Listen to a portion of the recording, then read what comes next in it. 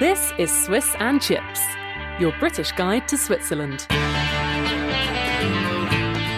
Hello, this is Swiss and Chips. I'm Jo Fay. And I'm Simon Zried. And today we thought we would give you 10 phrases you need to know in Swiss German when you're living in Switzerland. It's going to be pretty tough to try and get these 10 phrases into this episode of the podcast. So we thought we would do 1 minute, one phrase. And Simon Zried is going to try and squeeze them into this episode of the podcast. Well, we already made an episode about how to learn Swiss German. So can you maybe explain a little bit more why we are doing this? Because you suggested the topic and I wondered, why would you want to know 10 Swiss German phrases when you come to Switzerland? That's a good point. And it's a big topic of discussion in our Facebook group as well. If you want to take a look at that, by the way, it's called Switzerland for English speakers? Yes, it is. And you can find it on Facebook. Go and have a look. Lots of people ask questions like, how do I say this in Swiss German? Or how do I say that in Swiss German? Which I think is nice if maybe you've got something special you want to say to a certain someone, or maybe you just want to have one competent phrase that you can say on your first day in the office, like, hello. That would be nice.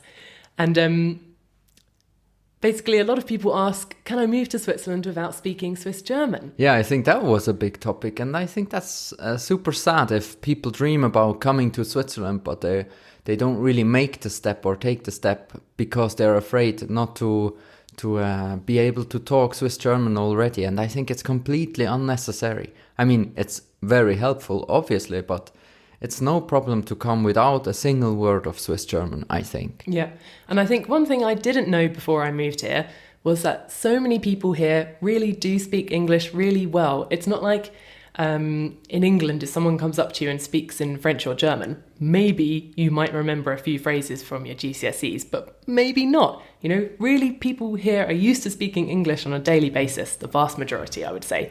So I think if you don't speak Swiss German, you know, don't worry. Think of it as moving to Switzerland. That's your chance to learn some form of German, whichever form it might be. Yeah, and it's really... People here are quite polite, most of the people. So also if you don't speak any of the language and they don't speak English, you will get along somehow. Yeah, there's always hand gestures in the end. No, but on a more serious note, in your first few weeks after moving to Switzerland, some things will be said to you and you'll hear them again and again and again.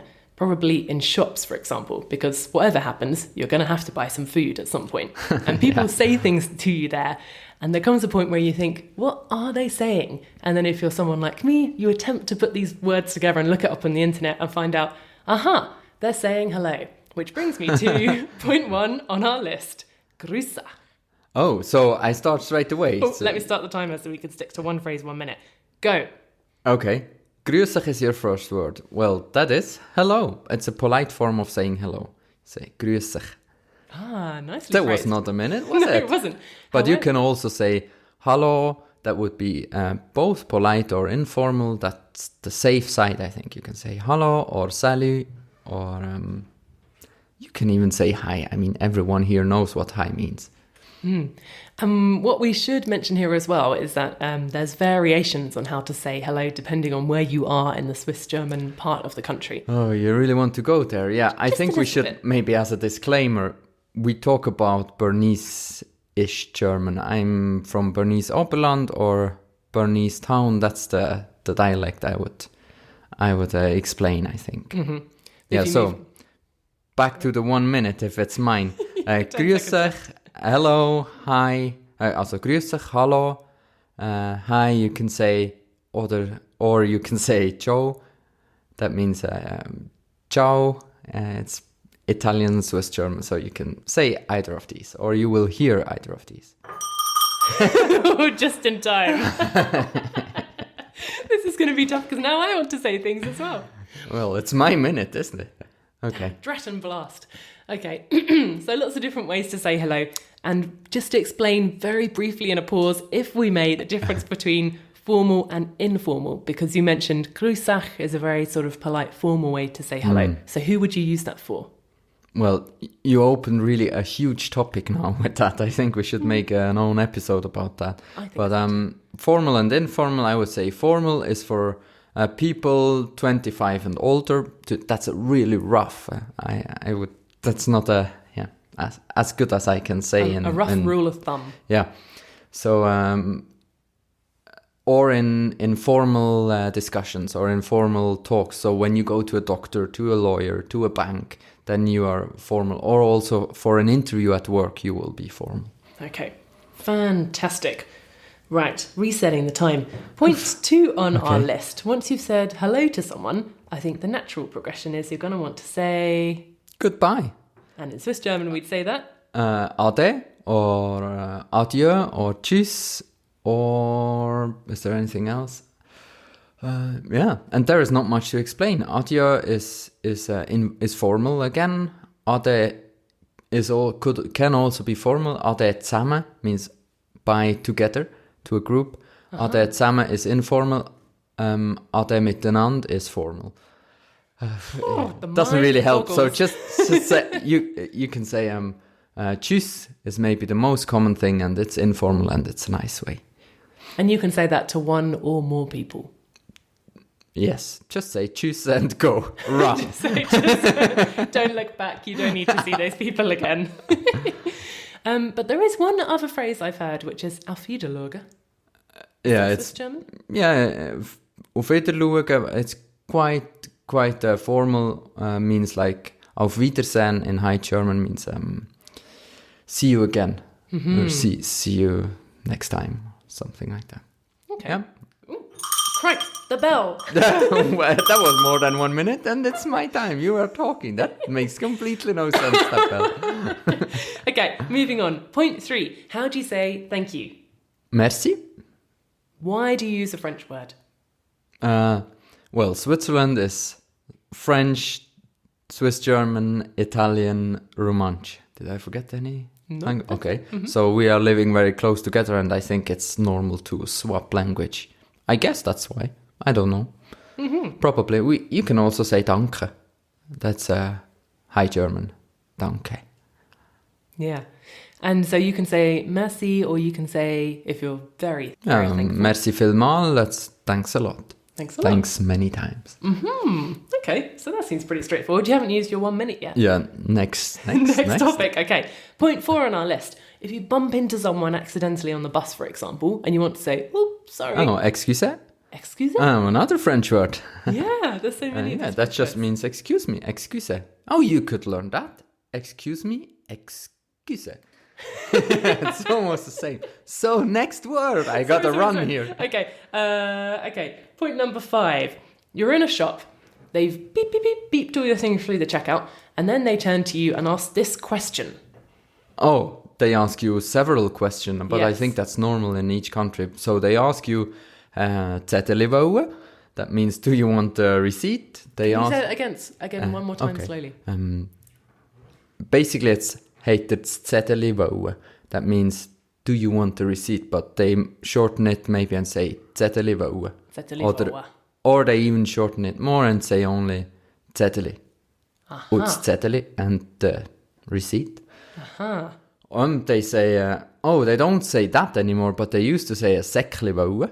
Maybe they say with open fruits or something, they say a "Säcklivouwe." Do you want a bag? So, but the plastic bags now you have to pay for, and so they don't give it usually. Except when you have open fruits or something, they might ask you if you want a bag, and they ask you for some kind of a member card, like Cumuluskarte in the micro or something. Like that. So I've got a recommendation for you here if you've just moved to Switzerland or you're thinking about moving and you think, don't know what I'm going to do because I don't speak any German. When they ask these questions at the end of the checkout process, I used to just say no because I thought, I don't want to get involved in whatever this might be that they're asking here. And then at one point I thought, I have no idea what they're saying, so I'm going to start saying yes. So they were saying... do you want a membership card? Do you want a membership card? I didn't know that. So I said, yeah. And then I ended up with a form. So then you find out what it is. Yeah, so if in that's doubt, a good recommendation. You could start saying yes when people ask you for things and then you'll get something. Yeah. And the other interesting thing here is you said Zetteli, Sakli. Yeah. Can you explain why you put the li on the end of words? Oh, li means it's like... little. Yeah, make it small. Like ein Sack is a bag, and ein Säckli is a small bag. Ein Zettel is a paper, basically, a note. And Zetteli is a small note. So li is always just make it a bit smaller. There's a lot of that. Yeah, you can basically also use it for anything and everything. Because sometimes it's just making fun. Don't ring the bell, you were talking.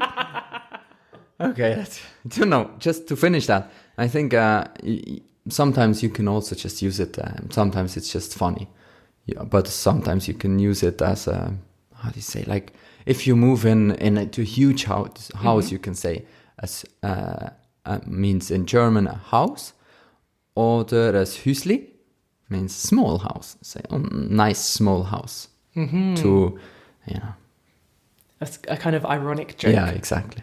Okay, great. That's too far too. That was a long discussion. All right, point 6 on our list then. And this is a phrase that I learned from you, actually. So I would say I personally didn't hear it or maybe didn't recognize it in the first few years that I was living here. But it's this expression of something being gabbig. What does that mean? Gabbig is, I think it's quite often used because it means, I don't know if there is a translation for this word. It means comfortable or nice or cozy.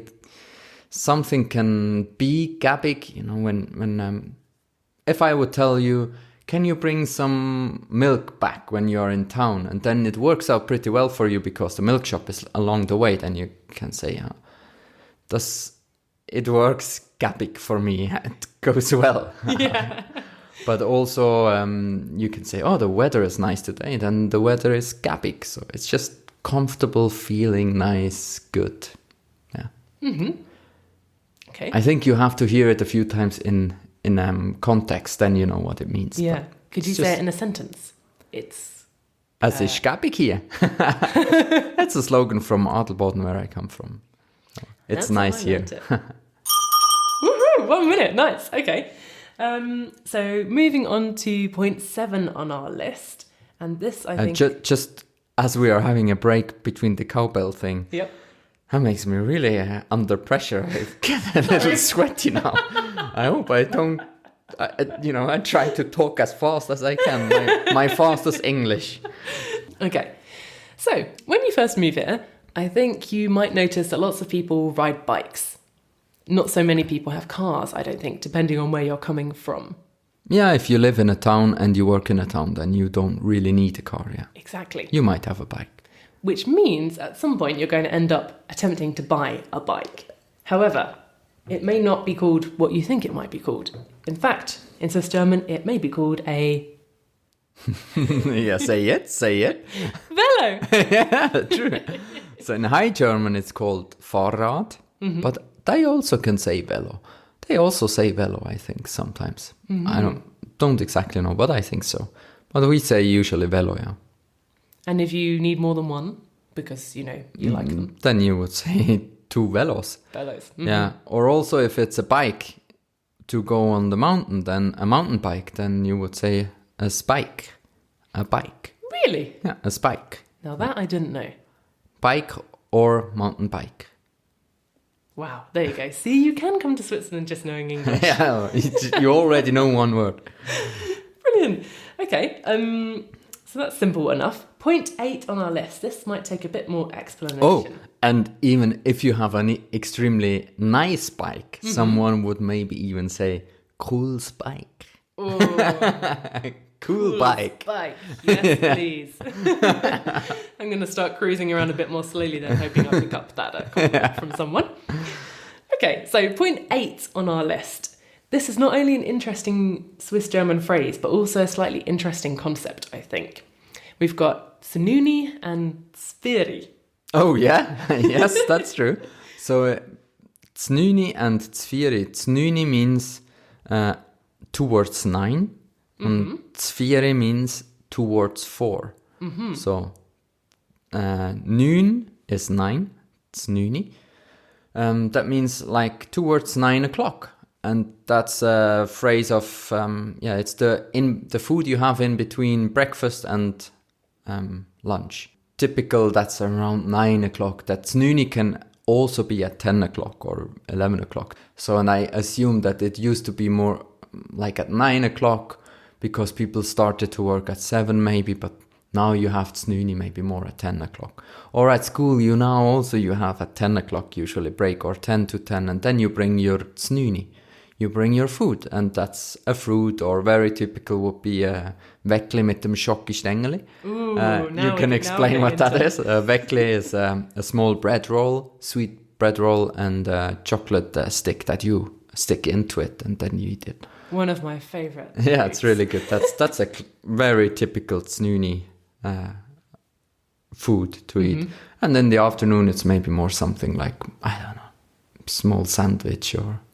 I should be ringing the bell at this point. Okay, yeah, then do it. I'm finished.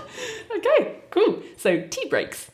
So, number 9 then, I think this leads quite naturally on, seeing as we've spoken about noon and fear. 9 and 4, yes. Yeah, something that's quite useful to know, I think, is the numbers 1 to 10. Because if, for example, you're asking someone, where do I get the train from, for example, they might say, through or something. And then you think, what does that mean? Yeah, I would recommend just ask them, can you tell me in High German? Or in English, maybe even better. In English, please. Yeah, because I can say in Bernese Oberland German, it's 1, 2, 3, 4, 5, 6, 7, 8, 9, 10. Simple. Bernese German sounds a bit different, and it's like 1, 2, 3, 4, 5, 6, 7, 8, 9, 10. I hope that sounds about right. And everywhere it's a bit different, but yeah. That's all to say there. Yeah, all right. Thank you very much. Moving on then to our final point in this list, point number 10. And this is something that tripped me up quite a lot. People are sometimes introducing someone they are with and saying, this is my colleague or kollegin. And then I would, of course, say, oh, your colleague, oh, you work together. And they'd say, no. And I'd say, huh? Yeah, colleague or kollegin, man or female, that's just a friend. You don't work with them? No, not necessarily. You can, but that's all to say there. Point done. Our list is complete. Yeah. Okay. You just want to ring that bell, yeah, don't basically. I just thought, how can we get this cowbell into the programme? Here it is. I'm sure it will feature again sometime. Cool. So points 1 to 10, hopefully that's some useful phrases that you can use in Swiss German. The first few are quite easy to learn, so you probably can as well. And the last few are just kind of nice to know, I think, so that you know what's nice to know when you hear them, yeah. Yeah, exactly. So you know whether to say yes or no, or hello or goodbye, or thank you even. I said maybe it's quite useful to know the word Stange as well. Yes. Because that's a beer, basically. You would order a Stange. That's an open beer. A small beer. Small for English, maybe, but for us, it's normal beer. We're talking roughly a half pint, right? Bit more, yes. How much is a pint? It's roughly a half pint, a tiny bit more, yeah. Mm-hmm. But that's a normal beer for us. Mm-hmm. Yeah, and then so basically there are three sizes if we want to go there bonus as well. Points, the beer Very. I try to keep it short. So you have small, it's 2.5 deciliter. That's called a Herrgöttli. Don't order that. Oh. That's very small. That's more like a taster. Yeah, kind of. And then you have a Stange. That's the usual thing. Everyone orders that. That's 3.3 deciliter. Mm-hmm. And then you have a Humpe or a Chübbel. Ooh. That's half a liter. Humpe or Chübbel? Yeah, Chübbel. Chübbel means a bowl, basically. So that's when you are very thirsty. It's not very often that you would order that. That's all I have to say. Goodbye and see you in 2 weeks.